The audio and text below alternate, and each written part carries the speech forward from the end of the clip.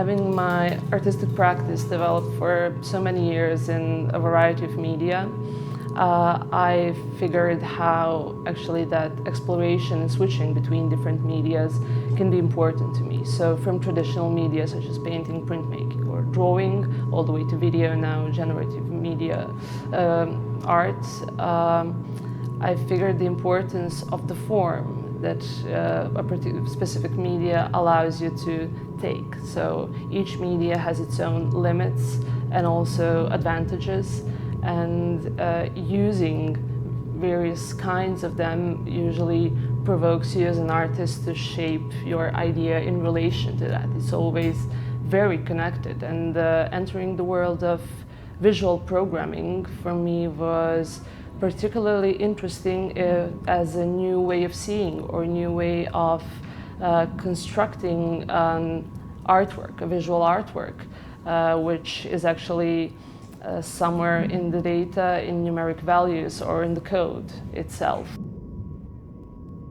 Trying to dig into those layers that are behind the interface layer that we commonly use on an everyday basis in our communication, on our cell phones, computers, etc., was for me as an artist very inspiring to be able to analyze that form and to figure in what ways that form can be manipulated, what is the span of, well, what are the possibilities.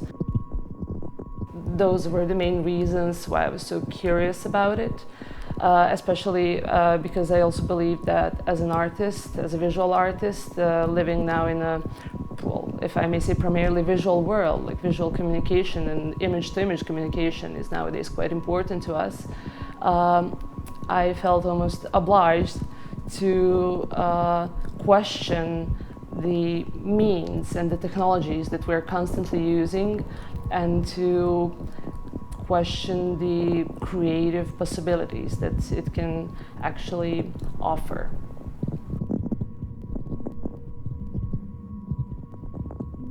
For the project that we're currently working on and presenting at this year's Art Plus Science festival here in Belgrade and in virtual form at Ars Electronica, we are presenting a project that is called Digital Prayer, and it's based on generative adversarial neural networks, where we are teaching the computer, after we fed him with a database that I've prepared of around 40,000 images, to create the image completely on his own. What we were curious, because this is a technology that emerges both in the art world, it's on technical level is also very popular. For our project, we chose a data set of images that are digital reproductions of Orthodox icons. The project Digital Prayer unifies science and art through artificial intelligence. The main idea is to make generative icons from a database that are already existent icons, and in fact the main link, the main similarity between art and science is inspiration, which is in fact like imagination, which is not always related to images, but like in music and other branches of art. There is also that moment that is related to the truth. And this project is about investigation, what is the creativity, and how the creativity works and deals with the artificial intelligence, what is the relationship. Putting in relation something such as the traditional Orthodox Christian painted artifact icon and artificial intelligence, we are trying to visualize the invisible in a way led by a thesis of Boris Groys, who also compares Byzantine icon as a visualization of the invisible information of some message. In a similar way, we understand that the invisible data can be visualized. The preparations for this project lasted for, well, quite a while now. It's been almost a year since the project started. First we were just making database, training the computer to create images, and now in the meantime, well, the idea is to present the project, to sort of materialize it. So for this September we are preparing an installation that will consist of around 20 screens, and on each screen a different set of generated images will be shown. In fact, the great importance and the question is how it could influence our future work and our national fame. This exhibition, in fact, is important concerning that, and that it unifies many fields in one part, like it is iconography, artificial intelligence, complex systems, etc., and that is a good base for further investigation. In fact, mine and Kristina's approach are complementary, in the meaning that I work with analysis of the image and calculating the complexity of some signals, or two-dimensional signals like images, etc. And here is about image synthesis, that is creation of the image from the database of all of the created images.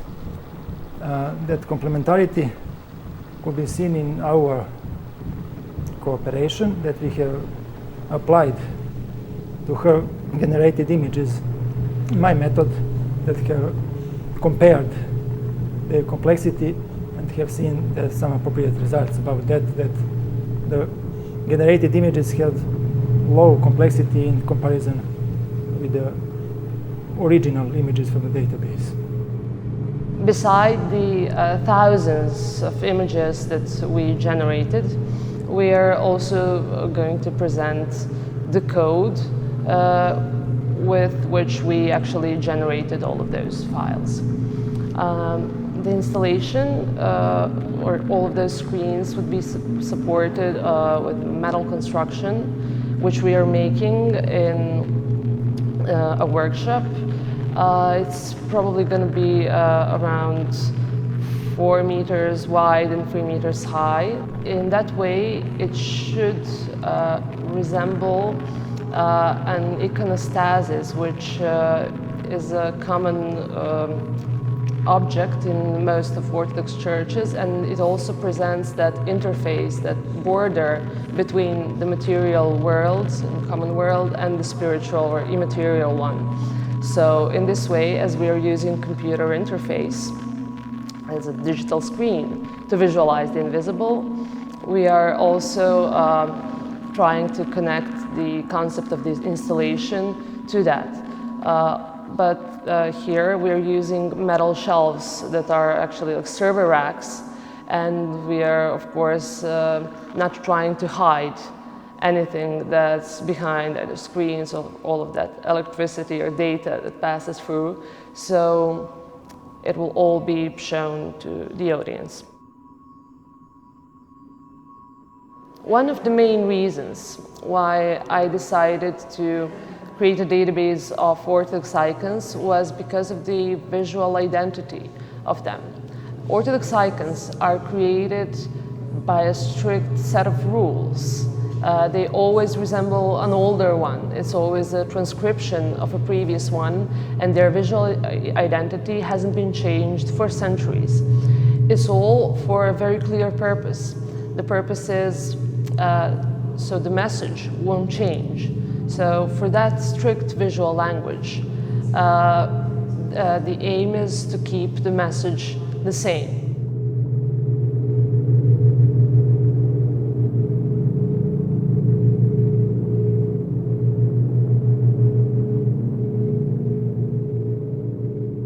The purpose of analyzing these new ways of seeing or these new ways of image making in the collaboration with my scientific mentor, Milos, we decided to compare the generated outputs, like generated images that resemble Orthodox icons, to the, so to say, originals. I mean, those digital reproductions of previously existent or already existent icons that we had in our database, and we were comparing the complexity of those images, and though our digital generated image files do kind of expand or change the way of perception, or they give some new sort of imagination. Through those calculations, they are not getting more complex, so their values are not as high as the originals have. But so, in a way, we figured out that our results are, as we kind of expected, are not really more complex, or they're not upgrading, they're not enhancing previously given material.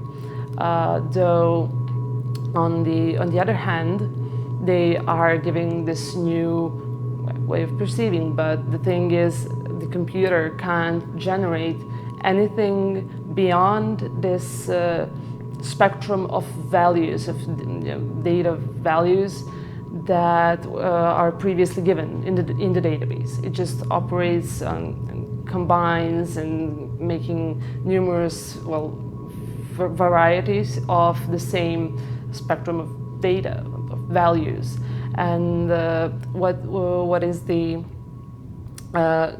good side, or what is the moment where the computer can do more, since, okay, we realized the computer can't it won't be aware of the idea itself, won't make an art piece greater than previously given one. But what he can do is he can generate infinite number of images. So what we have in these generated data sets and files, we have tens of thousands of images that are just slight variations, and theoretically the number is infinite, and those images are, so to say, much less permanent. They're quite temporal comparing to the original artworks that, their main goal is to survive for ages, centuries, years, to stay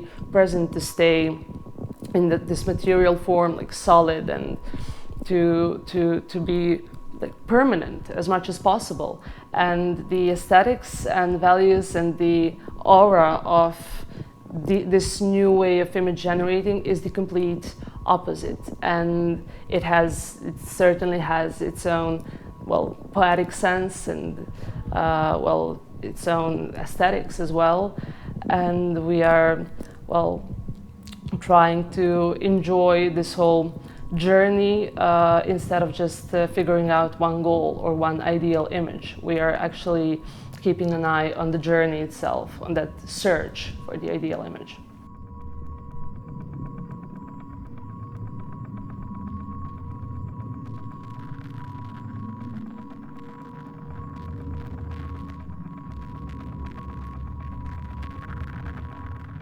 I think in general there is no difference. If we see Pythagoras or some ancient scientists, they were already artists, like musicians or etc. And the main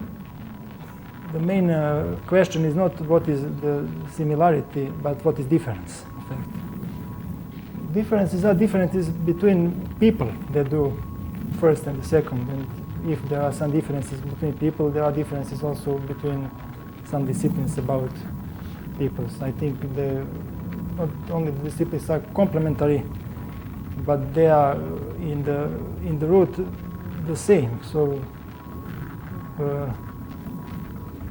what to say about complementarity? That it would be seen in our project. I have said that our methods are complementary in the sense that she works synthesis and I work analysis of the image.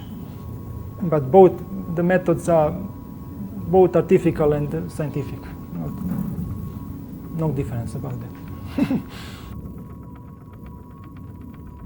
Our future collaboration is the question for Christina. I think about her future investigation and maybe doctoral thesis, etc. I think that is a question for her. And for me, it is the point that my work so far, the work till now, has some links, has some relation to that what we have done here. And it means that it has a sense concerning that what we do on this exhibition. And for future, let Christina talk about that. For this particular project and previous ones as well, it was very interesting to listen to the reactions in the local art scene of my colleagues and people who are interested in art as well. In my opinion, I mean, this whole field of art and science exists around here. There are many amazing young artists that are exhibiting locally, but still it is under development. It's not yet mainstream or so, which kind of, I guess, makes us cool. So my point is not to be cool, but to feel very liberated and curious and constantly inspired, because you do feel like you are exploring some new field. Of course, worldwide, this is new field, so to say. So, okay, though it's not mainstream around here, it exists, and it's hard to kind of understand what would that mainstream be, because the technology develops so quickly that the whole field of art and science, or this particular field of image generating through neural networks that we do at the moment, will soon maybe change into some new way of either image generating or some new approach, depending on the technologies that are that are constantly growing. So this whole field is very exciting, and I really hope that here locally it will develop more and that young artists would be more encouraged to do so. For now, I believe a bit of a problem could be the fact that there are not really so many institutions that support that. There are some, obviously, you know about this one. So I think that making more institutions or just engaging more young artists would help that whole scene to develop some strong appearance, identity, so to say. And the role of the artists that are working in the field of art and science, such as, well, in my personal case, and I believe that that should be the role for the others, is also to, in a way, by their presence and project and the way they talk about it and how they present it, to educate local audience about the possibilities and to encourage, therefore to encourage other artists to to dive into that field. Also, for the future projects, I'm definitely planning to stay on this path. There are many more ways to explore this